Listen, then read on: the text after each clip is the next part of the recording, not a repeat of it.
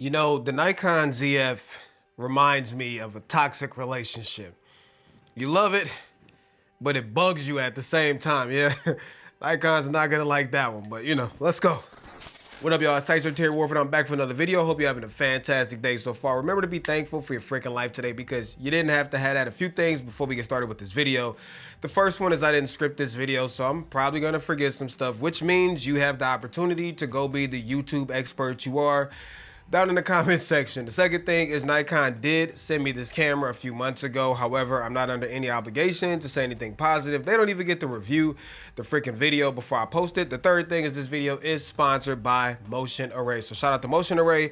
We will talk about them in a little bit. Now, for those of you who don't know what the Nikon ZF is, and I'm gonna try not to make this video all super technical, this is a retro inspired full frame hybrid camera. What makes this camera special amongst all the other retro inspired cameras out there is the fact that, oops, wrong button, it is full frame. It's a 24 megapixel sensor. It can shoot up to 4K 60 and 10-bit with a 1.5 times crop. It's got amazing autofocus, amazing stabilization, a whole bunch of other technology in it, all at a price point of $2,000. It is a very well featured camera. Even if you were to take away the retro stuff, it is still a very, very well-spec'd camera by 2024 standards for $2,000. Now, I need to define how I use this camera because that's important. A lot of y'all know I'm obviously a camera reviewer, okay? Which means I have a ton of cameras, okay? So I realized that my use case is probably gonna be different than a lot of people's use case. This camera can serve as a primary camera for majority of everybody out there. It is a very, very capable camera. However, I don't use this as a primary camera. I primarily have used over the last few months the Nikon ZF as a photography camera. So I just wanted to throw that out there because there might be some things that I talk about or don't talk about that may or may not be applicable to you and how you use your camera. This is a freaking beautiful camera to behold, okay? And I've used a lot of freaking cameras. This is probably the sexiest camera I've ever used. And that sounds crazy saying that about a camera, but just look at it. It is magnesium alloy, brass, and plastic. It is a solid camera and it just looks so good. On the top, you got the brass dials. And what I love about the ZF is it can be customized. So although I dislike Cam Mackey because he's just so freaking good, I'm just playing, that's my boy, and Chris Brockhurst also, they both have Nikon ZFs that look totally different from mine. And because these are brass, you can like sand these down and actually see the brass underneath it. So they have like these black and brown brassed out cameras, and mine is black and red as you see. And I think both of them look good. It's just a matter of personal preference. Now, because this is a retro inspired camera, Nikon didn't care about making it ergonomic because the old cameras weren't ergonomic. And if you don't get a grip for it, which you are gonna need to get a grip for it, this camera is not pleasant to hold whatsoever because it's so big, it is wide, and it is heavy with no grip on it. So make sure if you grab one of these that you grab one of these grips. This one is made by Neewer. Links to everything will be in the description. Small Rig makes one. They also have a lot of companies out there that make wooden ones. It is absolutely necessary. As you see on the top, you got your dials and they are, you know, listen to that. They sound so good. The buttons and everything on the camera feel amazing. My only gripe with the buttons is like they put the playback button in the upper left-hand corner, which I don't understand that. And also I wish there was some type of like joystick on here. There's not, there's just the D-pad. And I wish this window up here displayed more than the aperture value. You got a 3.69 million dot EVF. It's a great EVF. And you got a 2.1 million dot flippy screen on the back. I understand why Nikon put a flippy screen on here, because it is a hybrid camera. And I know I only use it for photography, but again, the thing can shoot 10-bit, it can shoot 4K 30, it can shoot up to 4K 60 with a 1.5 times crop. It's got great stabilization built into it and great autofocus and all that stuff. So it is a very competent vlog camera, right? But for me, I only use it for photography. So for me, I would have preferred a flip up tabletop style display, but I understand why Nikon did it the way that they did. I would have also loved like a 4-axis screen like some of the Lumix cameras have or like the Sony a7R5 has, but then we talk about cost. Again, this thing is only $2,000. If we had them things, the price would go up substantially. Anyways, I find that the majority of the time, I keep the screen closed anyways. I can't tell you how many times I've been out using this camera and people have come up to me like, yo, is that a film camera? Because it looks just like a film camera. When this is closed, you got like this almost fake leather on the back of it, and it really feels like a traditional film camera. This is where the battery door is, and you have your dual card slots on here. Now, it is a SD card and a micro SD card, so it's not two full-size SD cards. Feel how you want about that. And then on the left-hand side, you have, if I can get the freaking doors open, your microphone jack, your headphone jack, micro HDMI, because y'all know how much we love that, and USB-C. My major disappointment here is that there's no option for USB streaming like all of these other modern cameras have. I also want to take a second to talk about this 40mm f2 lens that Nikon sent over. I actually love this lens. It is full of character, it's sharp, but not too sharp. It's fast when it comes to autofocus. The main gripe I have, although aesthetically it fits, is the fact that there's no aperture ring on it. So we got a shutter speed dial, we got an ISO dial, but there's no aperture ring. Nikon, please, with these retro inspired lenses, which there's only like 2 or 3 of them, okay, that are made for this camera, please put aperture rings on them. The other good thing about the Nikon Z mount is because of the flange distance and all that stuff, you can easily adapt other lenses like Sony lenses and stuff like that and still get autofocus and all that other good stuff. As a whole, the camera is absolutely freaking beautiful. Come here, this is Editor Terry. We still got a whole lot more to talk about, but before we do, I need to tell you about today's sponsor, Motion Array. Now, if you've never checked out Motion Array, they have everything that you need as a content creator. They have music, sound effects, templates, stock footage, plugins, like everything that you need is seriously on there. And they also have a whole bunch of built-in plugins. So if you use like Final Cut Pro or DaVinci Resolve or maybe Premiere, if anybody still uses that,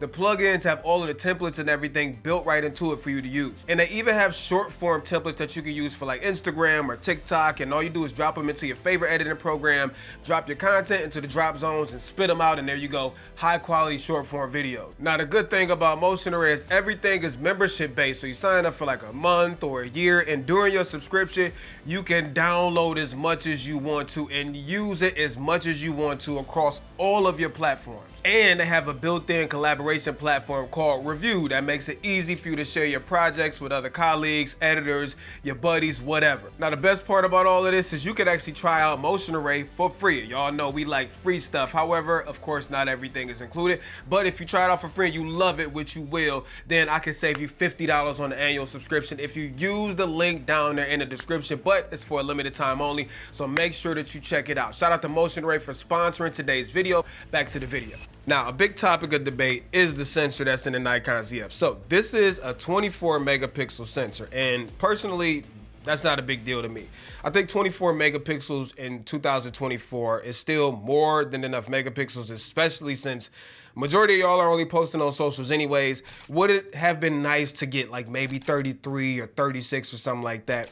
Sure, but I'm not mad at 24 megapixels. 24 megapixels means you still get amazing low light capability. And let me just tell you, the images when it comes to JPEGs out of this camera are just freaking chef's kiss, y'all. I don't know what they're doing with the color science. And I know color science is something that, you know, is thrown around so loosely everywhere, but the JPEGs out of this camera are actually beautiful. Again, it can shoot up to 4K 60 with a 1.5 times crop. It does have Vlog on there, and you do get the different creative profiles that you can customize. You can change the color of them and, you know, all of that good stuff. The main problem I have with it is the fact that it does not allow you to save custom white balance and custom tint. When I look at this camera, I see a camera that is potentially a Fujifilm killer, right? The thing that makes Fujifilm special is they retro design, plus they have those film simulations where you can save the custom white balance, you can save custom tint, save custom everything. And with the Nikon ZF, although you do have a bunch of options in there and you can pretty much customize them to your heart's content, there's no ability to save custom white balance or custom tint. Nikon, please add this, okay? The other thing I want to throw out there is that there is a black and white switch, which I forgot to mention this when I was going around the body. The black and white switch on this camera is fire. And I know every camera has the ability to shoot in black and white. That ain't nothing new. But the fact that there's a switch, combined with the fact that it's a retro design camera, For some reason, it just does something creatively for me, man. Being able to just flip the switch and, capture stuff and see stuff that's in the world in black and white just brings a level of like, oh, I hate this word, intimacy to photography that I have otherwise been missing from every other camera that I've used. Also, the camera in JPEG can shoot 14 frames a second. I believe it's like 11 frames per second in RAW or something like that. Overall, as a photography camera, I have really enjoyed using this camera. And I actually keep the flippy screen closed for the most part because it forces me to kind of focus more on using the dials and just capturing the image versus flipping the screen open and mucking around in the menu and all that other good stuff. And while we're on the subject of menu, I need to tighten this down. Matter of fact, I'll take this off so you can see what it's like. It just came loose. Without the grip, oh my God. This is going back to what I was talking about earlier. It's just not comfortable to hold. But I want to talk about the menu, okay? I know every camera system out there has their menu quirks. I remember when Sony first came out with their mirrorless cameras, the menus were a complete joke, right? But I also feel like if you use any camera long enough, you'll learn how to use it.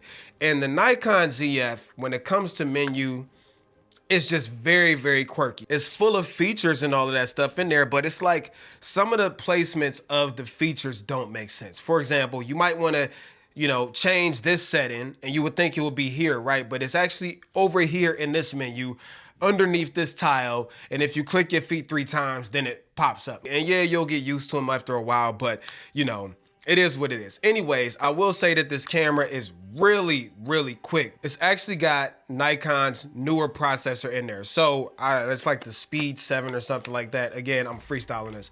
So like the camera does not make you wait for anything. Let me just show you. Let me turn the camera on and I'm gonna let you see it in real time. Should probably turn the screen on. Let's try this again. Look how fast the camera is ready to go. Like that's less than a second from the time you power it on to the time that the camera is ready for use. And the autofocus in this camera is, dare I say, just about as good as Sony flagships. I won't say it's as good. Like if Sony flagships are 100, then this will be like maybe like a 94, but it is really, really good. I trust the autofocus on it. I have other cameras and the autofocus on those cameras are good, but like there's situations where I wouldn't put them in because I don't trust them. I trust this completely. It can detect 9 subjects, okay?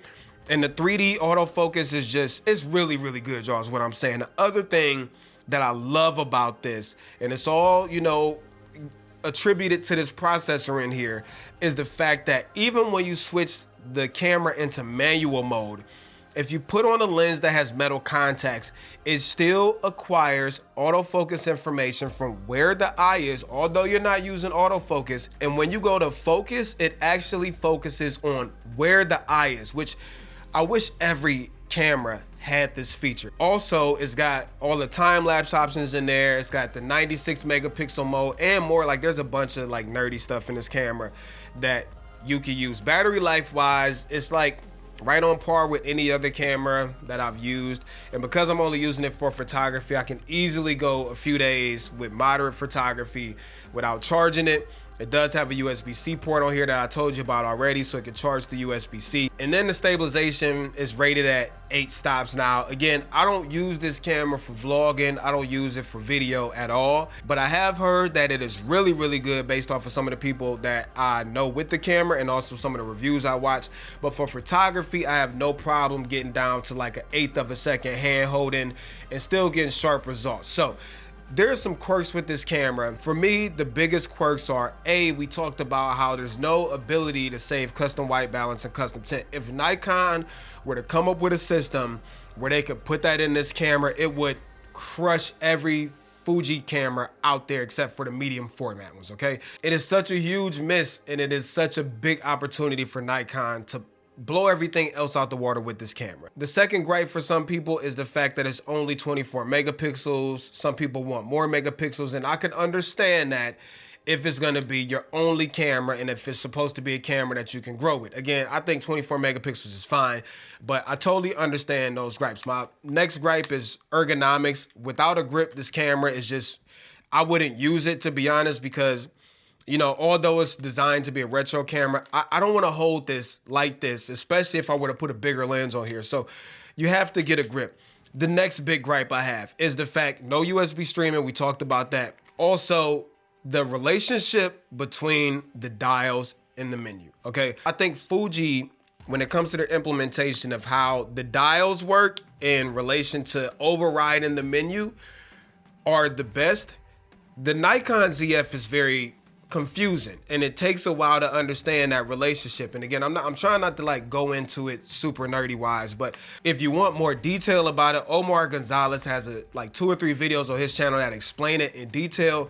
But I wish Nikon could figure out a way to make auto ISO easier to use and to make the dials work in better conjunction with the menu, if that makes sense. I might be kind of talking in circles there. I don't want to rag on this camera because I still think, even with its flaws, it is a fantastic camera at the price point. But it is met with some quirks that could be deal breakers for some people. They're not deal breakers for me, but I can understand how for some people they could be. I'm also saying this could be a perfect camera for a lot of people, especially people that want a camera that inspires creativity. And I think that's a big deal and very understated with this camera.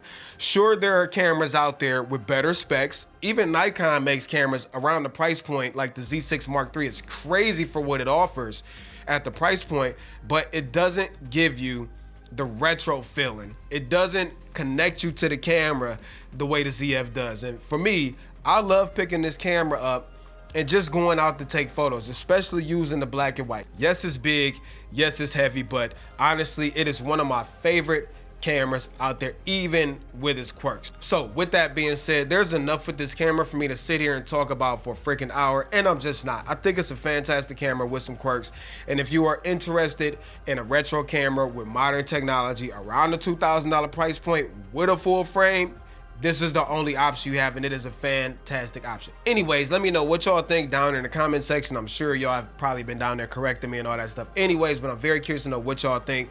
Make sure y'all check out Motion Array if you need assets and all that stuff for your videos. They have everything that you need visually.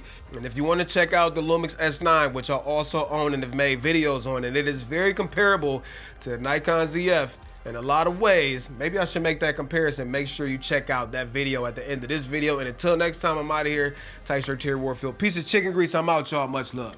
Peace.